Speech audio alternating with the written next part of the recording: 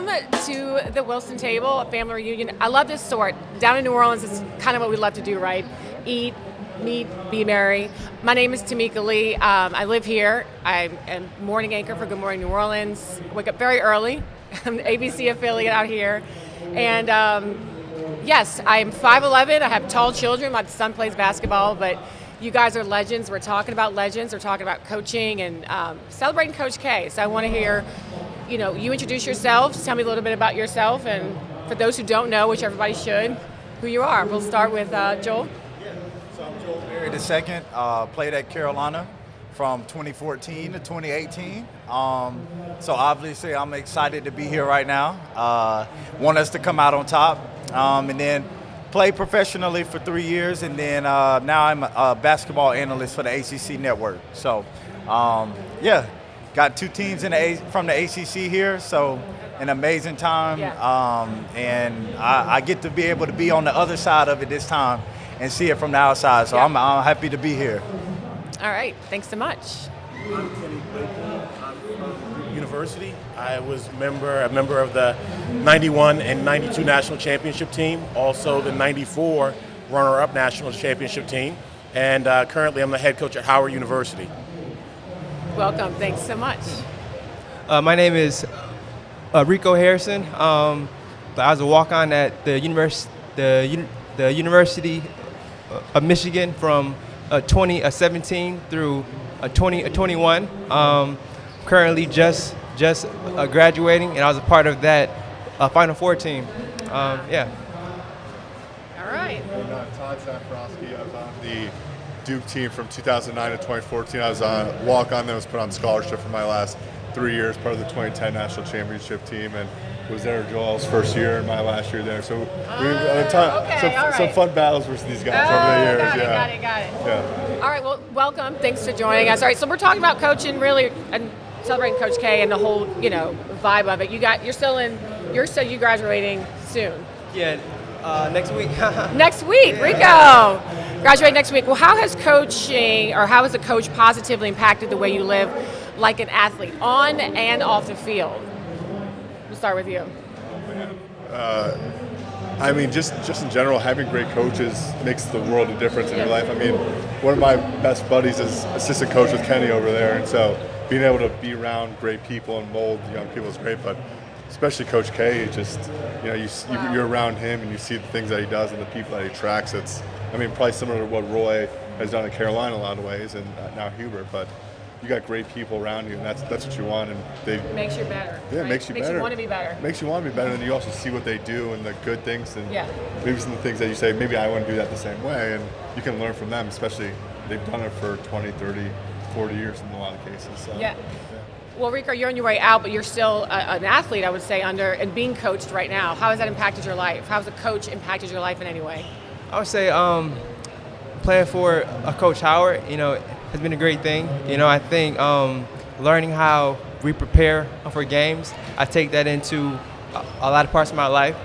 I'm a pre-med student, so how we prep for games, exactly how I prep for an exam, and just like how I carry myself. I think Coach Howard, being African-American coach, and being a guy from a similar background as me, and seeing how he's like a professional has been great. He's a great influence. Yeah, and you are a coach, so how do you feel like you are actually impacting, kids? Because I know it's a big task to take on. It's a huge task, and it's an incredible responsibility that I cherish. I get a chance to be a teacher, a leader, a mentor of young men, and to develop and mold them into what they can become in the future. So for me, it's a great opportunity. I feel like I have a classroom that young men are thirsting to come to. It's not one of those things where it's, we have guys that enjoy being on our court. And so with that being said, I have a responsibility to be an educator first and foremost to our student athletes. Wow. I love that you've seen them grow and flourish and do amazing things, right? I'm sure you have. What about you? How has coaching impacted your life? Yeah, you say all those things, and that's what I looked for when I was making my decision to go to Carolina. we all know what basketball is. That's the game that we play. And obviously we look for times where, teams where we can have that opportunity to play. But like you said, we're young men.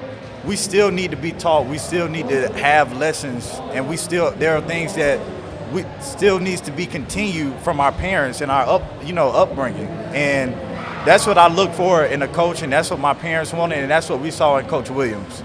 And when my parents saw that, they were so happy with my decision, because not only did they understand basketball-wise, but the man that Coach Williams is, and that's the guy that they wanted to continue to develop me, as a player and as a young man. Good point, especially for parents who want to continue that aspect of being a parent as a coach, right? All right, well, let's talk about Coach K. What is the legacy that he will be leaving in the college of basketball? I mean, this is huge. Anybody take the mic and just kind of go in on that? I think you go first. I want to hear what you have to say. Yeah. First? No, I mean, obviously everybody knows, how I feel about Duke. No,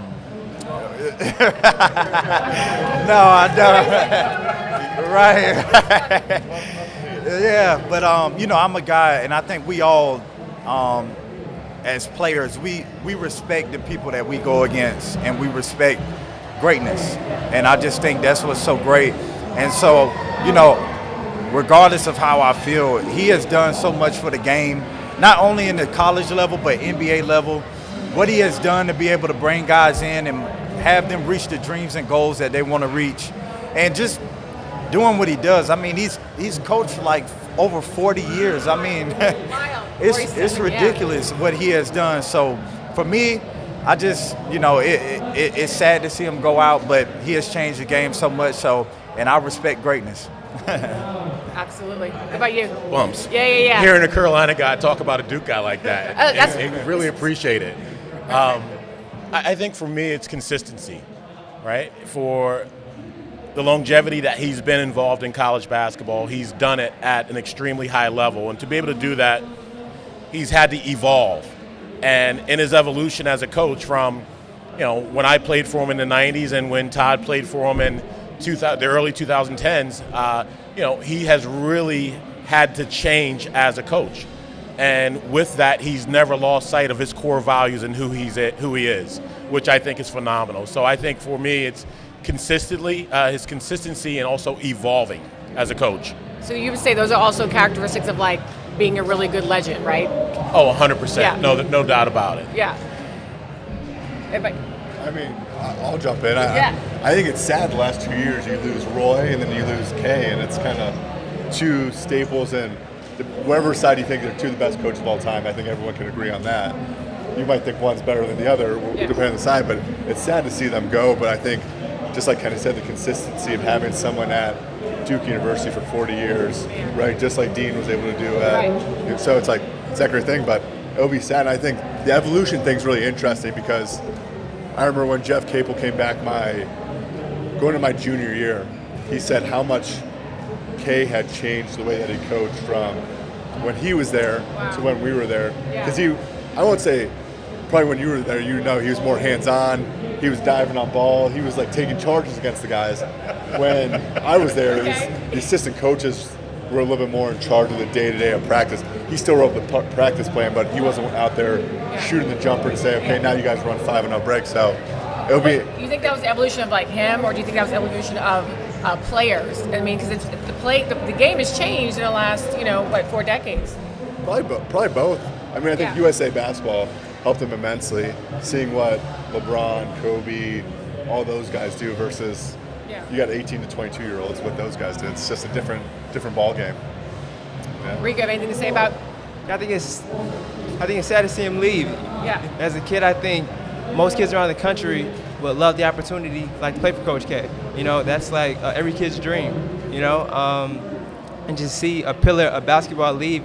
It's greatly appreciated. To see all he's done. So yeah. All right. Well, as we celebrate legends in the game, are there any coaches, players that you've been following closely, thinking that they will likely earn legendary status in the future? Anybody any coaches, any players that you think are going to be at this level. I'm hoping John Shire. Yeah. Yeah. No, those are the new, like, we're starting to turn an era in the ACC basketball, and I just think coaching in general. Now you see so many young faces in basketball and in coaching, and obviously I've been following the ACC. You got John Shire coming in next year. You got Hubert Davis, and then you got some. You look at the broad spectrum of the coaches that are in the ACC now, and those coaches are about to go out as well. Syracuse, Florida State, they don't have that much time left, so this is a transitional period. So I'm excited to see what will happen in the ACC, and just with college basketball, with a lot of young people, a lot of young coaches starting to get involved and be head coaches. I think it's going to be challenging, to be honest with you. The game has changed and it has evolved. I don't see coaches staying like Coach Dean Smith for 40 plus years, or Coach Williams or Coach Krzyzewski at Duke. You have to probably be at a blue blood, and with that means that you have to be consistently good at a high level. The way that the game has evolved, everybody, I think, including with the transfer portal, it's changed the game. So I don't know if you're going to have these legends that are at schools for 30 and 40 years, like our coaches were when we were coming up. The game is definitely different. How big of the draw is that becoming an NBA coach for a college coach? Like, if someone came up to you and said you can be the head coach of an NBA team, how big of a draw is that for you, or do you like the college game more? Is it? I'm just trying to get to my second contract. Yeah. If I can get to my second contract, I'm ecstatic. Yeah, for sure. But that's a good question, which poses the other question, just for me, thinking, as a coach, if someone were to ask you to coach a college, does that look different for you, coaching? I would say not kids, but someone that you can kind of shape and develop into the superstar athlete, to the NBA athlete. Is it a different vibe, or when you're? I mean, I'm sure it is, but when you're coaching at that level as opposed to a collegiate level. Yeah, the game has really changed. And, the transfer portal, which is kind of like the hot new thing in college basketball, college coaches really don't recruit high school kids anymore. It's easier to take a proven product from the transfer portal than an unproven product that's a high school kid. And with the intensity that we have in college basketball now, with you have to win now, you have to win now, I just don't see, unless the rules change, that that's going to change anytime soon. So right now, the game is really different. I think it's in a weird place, and I think the NCAA really has to kind of grab the bull by the horns and make this thing a lot more simpler, because it's a little bit of a Wild West mentality right now. All right, well, just last question, wrapping it all up. What characteristics, would you say are common in all of the legends of the game? People that you admire, people you call legends in the game. What do they all have in common? Like two things that you would say, you notice across the board. I mean, I definitely think one is like the edge, the competitive edge. They all have that. They'll say whatever in front of the microphone, but when they get in the locker room, they're like, we want to beat them. And then two, I think, is preparation. I think that's one thing I took for granted coming from high school to play college basketball. The amount of film you watch playing college basketball, and the walkthrough and the scouting, you don't appreciate. Like, I still could probably all the box sets that Carolina runs. I still have those ingrained in my memory, because that's not preparation you do. Y'all just want like a game at some point. Y'all need to go out there and take us to the court. They got a court right over there. You kick my ass. I'll give them that. Yeah. I can say the same thing. Preparation is like the huge thing that you see, no matter what coach you talk to, that you're around. And I would say, like, some coaches are weird. Like, coach always, he wanted to walk in and have a Sprite in his chair at film, or like they just do like weird things, but that's how they prepare. It all goes back to the preparation. Right. And they all have their things, and like now that I'm preparing in some of the ways that I see myself, I'm like, oh shoot, I'm weird too. Like it's not weird. It's just what you need to be successful. Right. Yeah, exactly. Okay, Exactly. Yeah, we'll put it that way. But yeah, I just think the preparation is like the same, And it's so interesting just to see how coaches prepare and how they have everything blocked off in their time slots. It's just amazing to see really the work that they do. Yeah. I think for me, I think three things. One is character. Like, great coaches have great character. Two, their ability to communicate, right? And I think like Coach Smith, Coach Roy Williams, Coach K, they are incredible communicators, and they're able to articulate things to their players and also to fans and media in a way that resonates and move things forward. And I think three, the last thing is evolution. You look at Coach Smith, he coached for over 40 years, right? You look at Coach Roy Williams, you look at Coach K, those guys have evolved in a way that, you know, with the fundamentals of the game being the foundation, they've evolved and changed the game in a way that it's been current with the players that they're recruiting. Good deal. What about you? I would say preparation, Yeah. but then also pulling stuff out of a player that they didn't know they had. And I think like a lot of times I love that, yeah. I've been pushed, or my teammates have been pushed to do things and be uncomfortable and do things that they probably weren't comfortable with, or make stuff happen that they probably never thought they could. I think that, and also storytelling. I feel like John Beeline, my first coach, and Juwan Howard, they were great storytellers.